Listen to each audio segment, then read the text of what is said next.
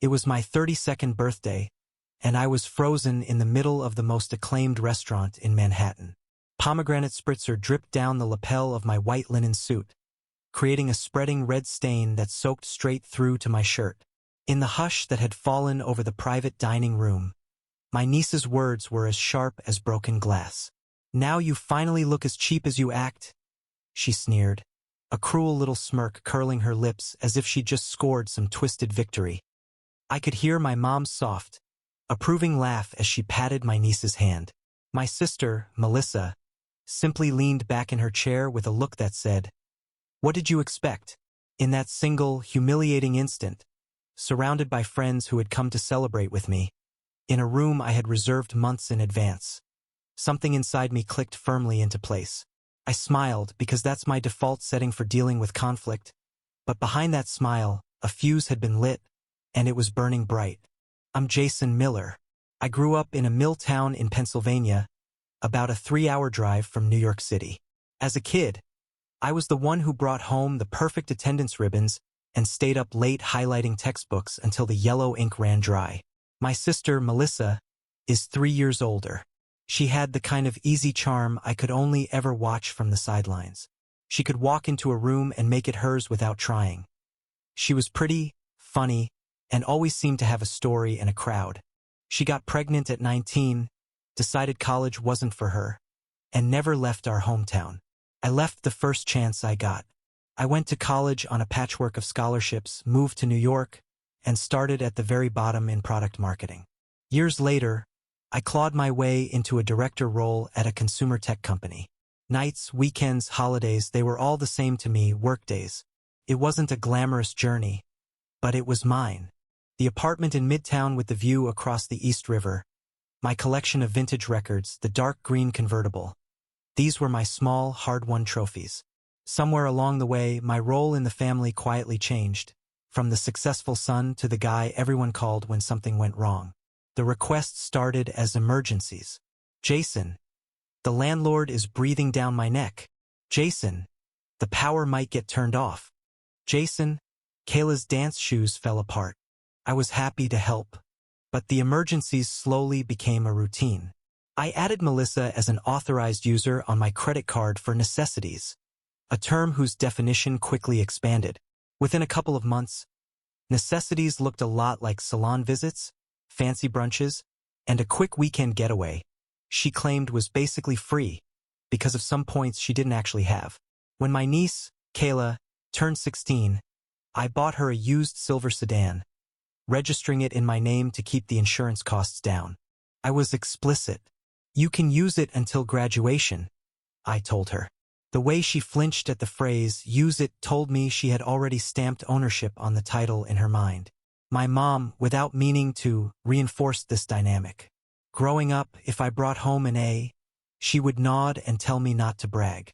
If Melissa managed to turn in her homework on time for a week, there would be cupcakes and applause. This pattern continued. When I called with good news, a promotion, a big client, Mom would say, "Money isn't everything, Jason." When Melissa mentioned she might take an online class someday, my mom would tear up and talk about how brave she was for starting over. I kept hoping my accomplishments would be enough for them to see me, not as a wallet with legs, but as a son and a brother. So when my 32nd birthday rolled around, I decided to host a dinner that felt like a deliberate celebration of the life I had built. I booked a private room at the Mariner, a seafood place in Manhattan that is impossible to get into. I didn't have connections, but I had persistence, calling the moment reservations open 6 weeks out. I bought a suit I had no practical reason to own, a white linen jacket with a soft blue shirt that made me feel like the kind of man who had walked a long way and earned a good view. I imagined my mom seeing more than flash, seeing a man who had worked hard and built something solid. I imagined my sister smiling for real. I am not proud to admit it, but I was still chasing that gold star sticker like a second grader. My friends were genuinely excited for me. Derek, my college roommate, promised to bring a ridiculous cake topper, just to make the fancy people twitch. Naomi, who works with me, told me I deserved a night where I didn't have to fix anything. My friends Adam and Mark even offered to handle a photographer. "Don't argue," Adam told me. You never take pictures, and one day you will want proof. Inviting my family was harder. I called my mom first. A Monday night in the city? She said, as if I had suggested she fly to the moon. You know how traffic is. I can send a car, I told her. Door to door. It would mean a lot to me. Well, she said, her voice neutral. Let me see what Melissa and Kayla have going on. Melissa was next. That place is crazy expensive, she said. I don't want to be embarrassed. It's my treat, I said. For everyone. Kayla will need something new to wear, she said. She can't show up looking basic. I took a breath. I'll send over a little money for outfits. The day came and I let myself be excited. My morning was a quiet ritual of preparation. I went for a long run along the river to clear my head, then took my time getting ready. When I looked in the mirror before leaving my apartment, the change felt deeper than just my appearance. For once, I didn't see the kid from a town people drive past. I saw a man who had kept his promises to himself. The mariner greeted me like I mattered. Happy birthday, Mr. Miller, the host said. The room glowed, low lights, candles, soft jazz. My friends showed up on time, with jokes and hugs and a sealed envelope that turned out to be tickets for a spa weekend. By 7, we toasted with sparkling cider. I don't drink much, and we're halfway through our second course.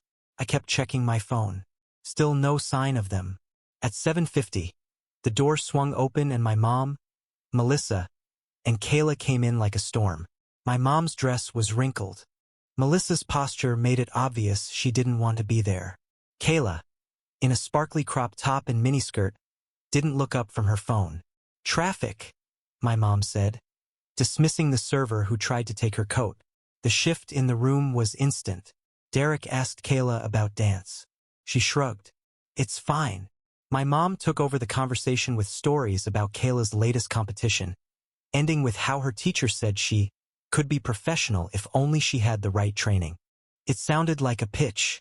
There are some great summer intensives here, I said carefully. I could help her find one. Melissa gave me a look that said I had just insulted her. Not everyone lives in a high-rise, she said. We're doing the best we can. The table went quiet. My friends tried to recover the mood, telling stories about me picking them up from late-night flights or bringing them soup when they were sick. I felt a warmth that I tried to hold on to. When it was my family's turn for a toast, my mom raised her glass but didn't stand. Happy birthday, Jason, she said. Time flies. Melissa's toast was a sigh. To my little brother, she said, always reaching for the stars while the rest of us deal with reality. Kayla didn't look up. We moved on to gifts. My friends gave me a beautiful leather bag and the spa voucher. Then Melissa pushed a tiny gift bag across the table.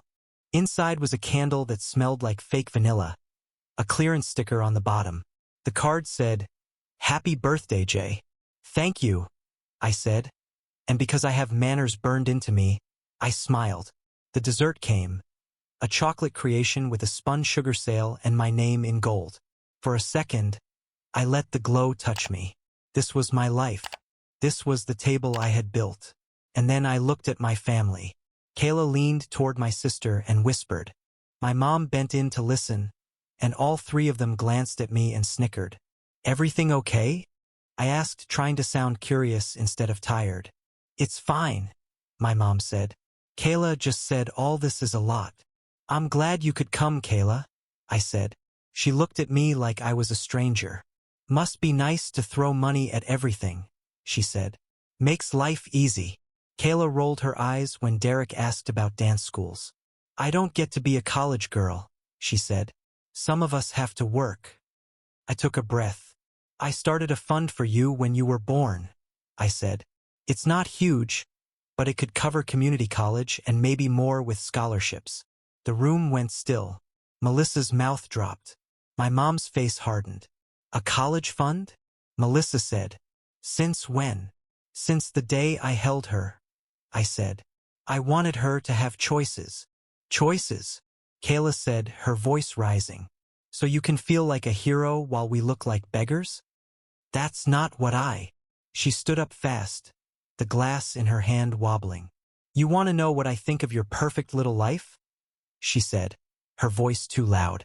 Your suit, this whole show? Before I could move, the pomegranate spritzer arced across the table and hit me squarely in the chest. The room gasped. My mom reached for Kayla's hand, pride in her eyes. Melissa snapped her purse closed. We told you this place was too much, she said. You never listen. They walked out.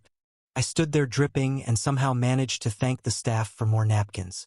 Back at my apartment, after my friends left, I sat alone with the ruin of my suit and the wreckage of a hope I didn't want to admit I had carried for so long. I changed into a hoodie, sat at my kitchen island, and opened my banking app. It was all there, cool and precise.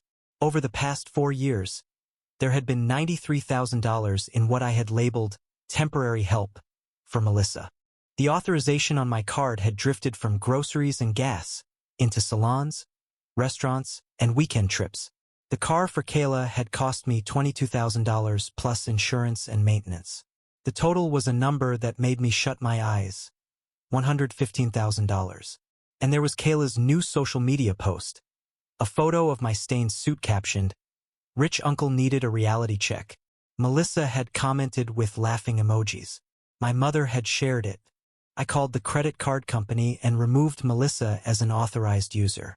I called a lawyer friend, who confirmed I could reclaim the car since it was in my name. I sent the title and proof of insurance to a towing company and asked them to pick the car up from the high school parking lot the next morning. I didn't feel satisfaction. I felt like I had finally moved a boulder I had been pushing with my forehead for years. The calls started before 9 in the morning. Melissa was furious. My card's not working. Are you serious right now? The card was mine, I said calmly. It's not available to you anymore. Kayla called next, crying. Someone stole my car. It was registered to me, I said. I took it back. My mom was last, righteous and angry. Family does not do this, Jason. Family does not throw drinks on you in public, I said. Come to my place at 4. All of you. We're settling this face to face. I laid everything out on my table, bank statements, the running tally, screenshots of the posts. When they arrived, Melissa charged in first, eyes red. Kayla trailed behind with a tissue. My mom came last, her purse held like a shield. Sit, I said. I didn't raise my voice. This is every dollar I have given you since Kayla entered high school, I said. $93,000 in 4 years, plus the car. That makes $115,000. I slid the stack across the table. And this, I said, tapping the screenshots, is what I got back for it. It was a joke, Kayla murmured. It was cruel, I said. And you're old enough to know better. Melissa grabbed the stack and slammed it down. You kept score, she said. Who does that to family? Someone who has been treated like a bank, not a brother, I said. Someone whose birthday was turned into a humiliation. Someone who is done being used. No more money. No more car. No more bill emergencies. If you need help, you can ask for advice. Not cash. Rent is due next week, Melissa said, her voice wobbling. You can find solutions that don't involve me paying for them, I said. Like I did when I was your age. They left angry and quiet. The next few weeks were a storm of texts and calls. Anger, guilt trips, one-word messages like, wow. I answered only direct questions and ignored everything else. The quiet that followed was the strangest relief I have ever felt. I started taking a photography class on Wednesday nights. I started saying yes to invitations. Without money bleeding from every edge of my budget, I could feel my life expand. About 8 weeks later, Kayla texted, got a job at the mall. Saving for a car. Not asking for anything. Just telling you. I stared at the message for a long time and then texted back, proud of you. That's a big deal. Melissa took longer. I heard she had pawned a necklace she loved to make rent. It was hard to hear, but I did not step in. A month after that, she found an office manager job and moved into a smaller place. She sent me a message that said, thanks for the wake-up call. And I had to walk around the block to keep from crying. My mom was the slowest to change. Our Sunday calls were awkward for a while. She would start to say, "Your sister is trying," and I would say, "I'm glad. How was your garden?" It was clumsy. Then one week she asked about my job without a qualification. The next, she asked about the photography class. I started to believe she could stop making me the strong one and my sister the fragile one long enough for us to just be a family. By early summer, we started having simple dinners at my mom's house. No reservations. Just chicken and corn and a salad with too many cucumbers. Kayla would come straight from work, still in her name tag, and talk about customers and how her feet hurt. It sounded like growing up. One evening, she pulled me onto the back steps. "I'm sorry," she said, looking at the grass. "For the restaurant, for the post, for everything. I thought your life was easy. I didn't understand." "It wasn't easy," I said, "but I'm proud of you for the choices you're making." She nodded. "Is the college fund still there?" "Yes," I said. "From the very beginning, I wanted that for you. It was meant for your education to give you a real start in life." Melissa's apology came in a diner 2 towns over. She stirred her coffee for a full minute, then said, "I spent a long time telling myself you got lucky. It was easier than admitting I stood still while you kept walking. I'm sorry for how I treated you." "I'm sorry I made it easy for you," I said. "We were not instantly healed. Real life is a slow repair you notice only when you realize you have stopped checking the cracks every hour." When my 33rd birthday approached, I almost let it slide past. Derek wouldn't have it. "We're not letting that night take your birthday away," he said. So we did a small dinner at my mom's. She cooked my favorite meal from when we were kids. My friends squeezed into her little dining room. Kayla handed me a card she made herself with a pencil drawing of the New York skyline on the front. Inside, she wrote, "Thank you for telling me no when it mattered." Melissa handed me a scarf she found at a thrift store that she had washed and ironed. My mom stood up to toast, and her hands shook, but her voice did not. "To Jason," she said, "my son, I am proud of you." After we ate, Kayla gave me an envelope with $150 in 20s. "For the car fund," she said. "It's not much." I put the money back in her hand. "It's everything," I said. "Keep it. You're doing it." On the drive home that night, I rolled down the windows and let the air wash through the car, thinking about how a single line in the sand had given us the space to build something real. It's not a fairy tale. We still argue. My mom still worries about Melissa more loudly than she cheers for me sometimes. But we are learning. They are learning I am not a wallet. I am a person. I am learning that saying no is not cruel. It is honest. If you are where I was for too many years, swallowing your hurt and paying for what you hope is love, here is the hard lesson I learned. Boundaries are not walls. They are doors with a lock and you hold the key. The people who truly love you will learn how to knock. The ones who only loved your open wallet will pound on the door, rage for a while, and then wander off to find an easier entry. Letting them go will hurt, but then one day you will take a full, deep breath and realize the constant weight on your chest is finally gone. The silence they leave behind isn't emptiness. It's peace. That's my story. If any part of it feels familiar, I hope you find the courage to draw your own line, even if your hands shake while you do it. That tremor isn't weakness. It's the feeling of taking your power back. Thank you for listening. And if you enjoyed this, please don't forget to hit that like button and subscribe to our channel.